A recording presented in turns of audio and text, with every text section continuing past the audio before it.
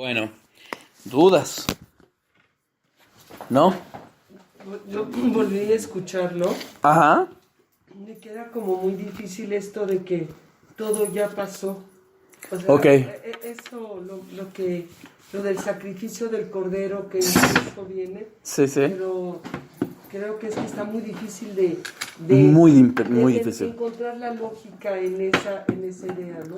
Totalmente. Y me queda eso, ¿no? De los lógicos y no lógicos, que aunque yo no lo entienda, así está y así es y punto, ¿no? Si quieres, empezamos con lo de los lógicos. Hacemos un breve repaso, me dices si tienes dudas. No hay prisa, no hay problema, podemos, o sea, no se preocupen. Incluso sirve para reafirmar los conocimientos.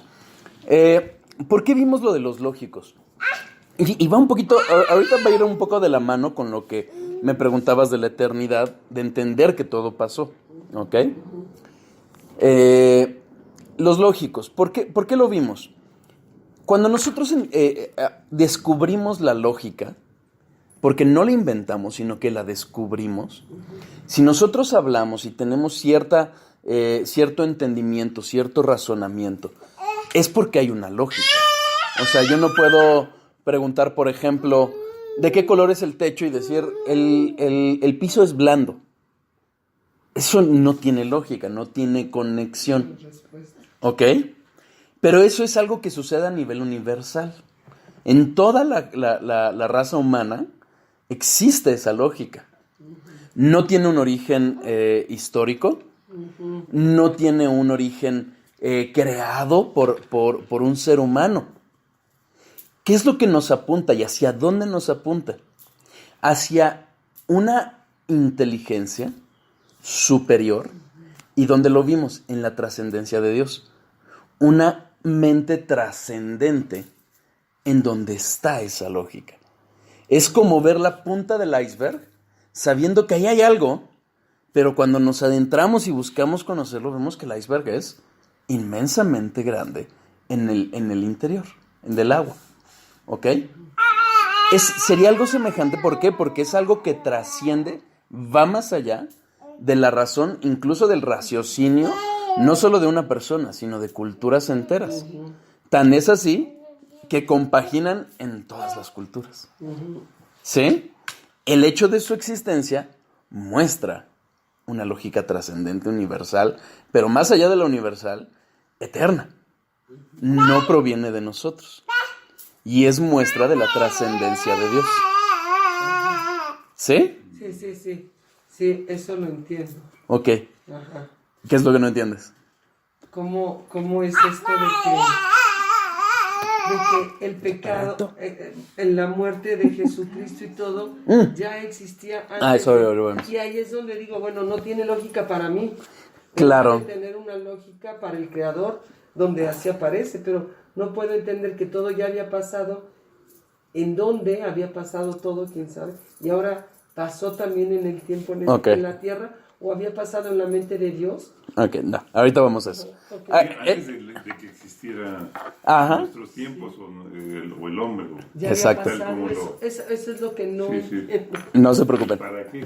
La pregunta es ¿para qué? Como para... Yo sé que no lo que hace Dios no es para demostrarle, para presumirle a nadie, simplemente no. Y es algo que a lo mejor está fuera de nuestro entendimiento. Y ese es el punto. Es ahí. Pero ahorita llegamos. Déjenme, vamos a repasar eternidad para retomarla y retomamos este punto porque es justamente donde nos quedamos. Exacto. Empezamos la eternidad. Esta es la cuarta parte. Realmente la pasada usamos mucho para repaso, que quiero también aprovechar para ver si quedaron dudas, ¿no? Pero vamos ahorita con eternidad para solucionar esta duda en concreto. Y ahorita vamos a repasar, o bueno, a preguntar si subsistieron dudas de las dudas del estudio último. Hablábamos de la eternidad. Empezamos hablando de la eternidad y les invité a hacer una reflexión de acordarnos de lo que había pasado al inicio de nuestra niñez y de pensar en algún ser vivo que pudiera reflejar o haber existido en los tiempos en que Jesucristo existió, en los tiempos de Roma, y les hice la reflexión respecto a las secuoyas. ¿Se acuerdan de los árboles gigantes que existen hasta donde yo sé nada más en Estados Unidos? Y bueno, eso nos hizo reflexionar sobre esta cuestión del tiempo. La eternidad de Dios es una consecuencia directa de la infinitud y de la trascendencia de Dios. Es un estado del ser eterno y es una idea de un interminable, de algo interminable tanto para adelante como para atrás. La misma idea es la que se nos refiere tanto en griego como en hebreo. Hicimos algunas reflexiones como Gruden, que dice: Dios no tiene principio, fin ni sucesión de momentos en su propio ser y ve todo el tiempo con la misma lucidez. Sin embargo, Dios ve los hechos en el tiempo y actúa en el tiempo. ¿Sí? Hicimos la reflexión de cómo el Salmo 90, refiere a desde el siglo y hasta el siglo. Y no sé si recuerdan cómo vimos el punto de fuga. ¿Se acuerdan? En el aspecto arquitectónico, pero ese es el punto que nos dice. O sea, es hacia la infinitud, desde un lado y para el otro. Y esto lo podemos entender nada más por mera lógica. ¿Por qué? Porque si hablamos de líneas paralelas que nunca se tocan, es que nunca se tocan. Es hasta el fin, hasta el infinito. Nunca se van a tocar. Esa es la definición de líneas paralelas. Hicimos la referencia en el punto de fuga, ¿por qué? Porque nos da la idea de algo que nosotros percibimos en el tiempo, pero que se extiende completamente hacia donde nosotros solo podemos entender hasta cierto punto de vista lógico, pero realmente nunca comprender. ¿Ok? Incluso también vimos que ese término, olam, refiere a algo oculto o inmemorial. Y de la misma forma, hablando del tiempo, es algo que para el ser humano está completamente vedado. Pero solo Dios lo entiende y solo Dios lo puede percibir.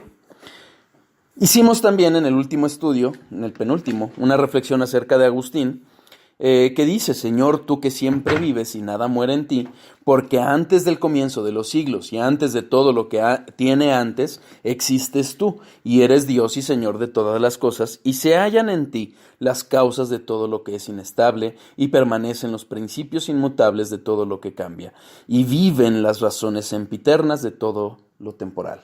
Dios es eterno, es la causa de todo. Se extiende completamente el infinito en todos los sentidos y en todos los aspectos que nosotros conocemos dentro de este universo que creó Dios. ¿Sí? Hablando y tratando de buscar entender la eternidad de Dios, hablamos acerca del tiempo y vimos cómo el tiempo necesariamente tiene un principio y como tiene un principio forzosamente tiene un fin.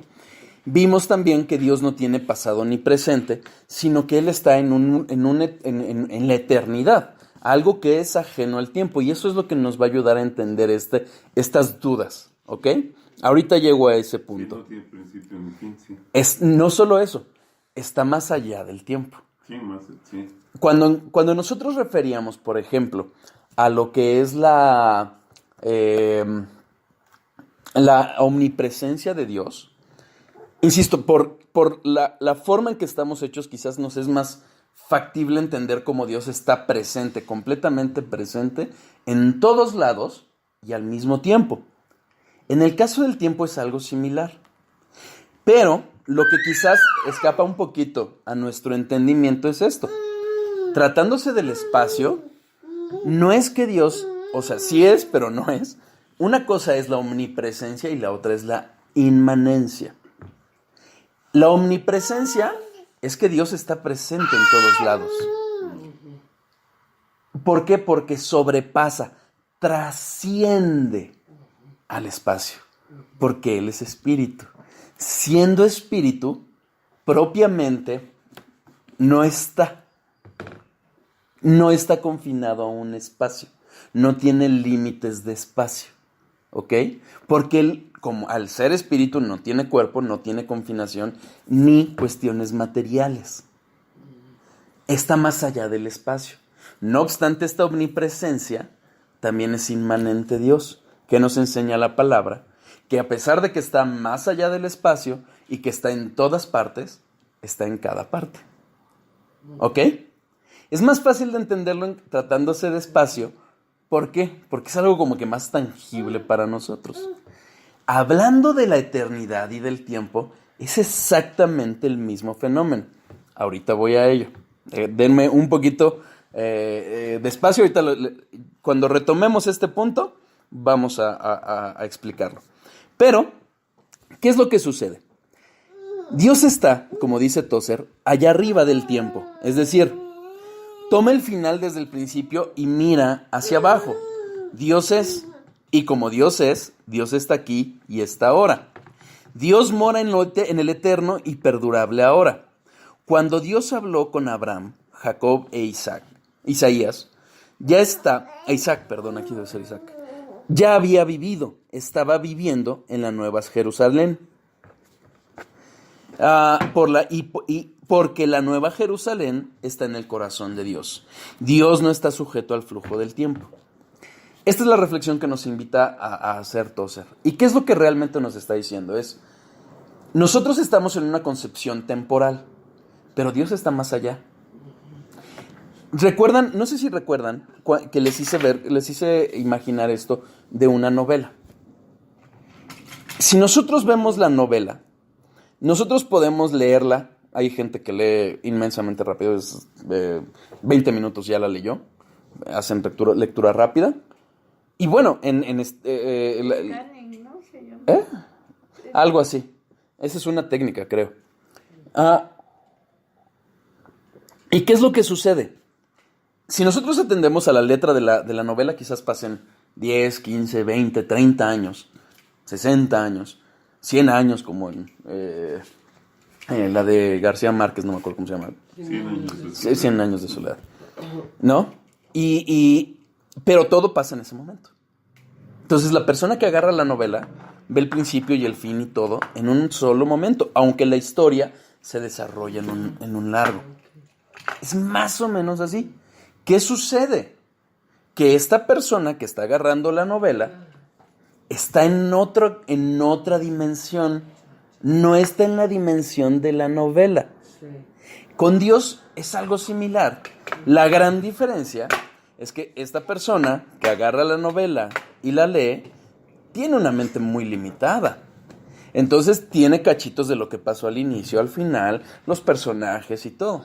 Dios, siendo infinitamente sabio, omnisciente, Él tiene una perfecta concepción, está en el eterno presente de todo lo que sucede.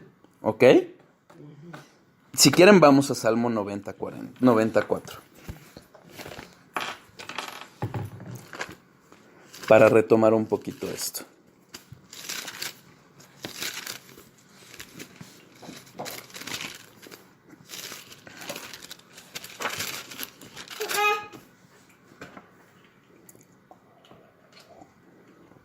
Me dicen cuando estén listos. ¿Sí? Dice, porque 1000 años delante de tus ojos son como el día de ayer que pasó, y como una de las vigilias de la noche. Ahora acompáñenme a 2 de Pedro, está casi al final de la Biblia, capítulo 3, versículo 8.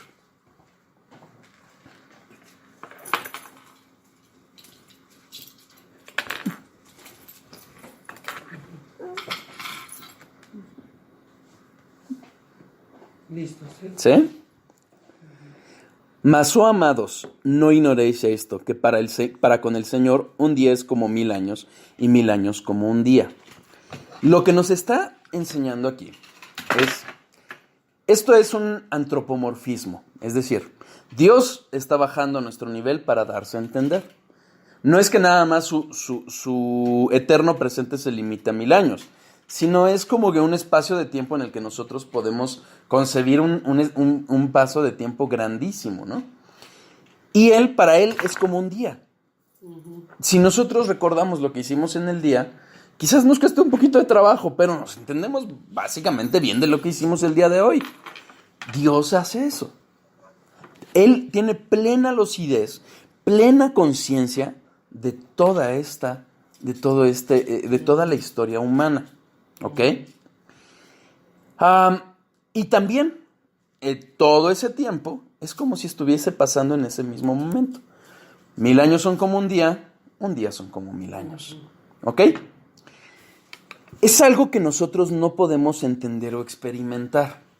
Si nosotros pudiéramos nuevamente dialogar en este ejemplo de la novela,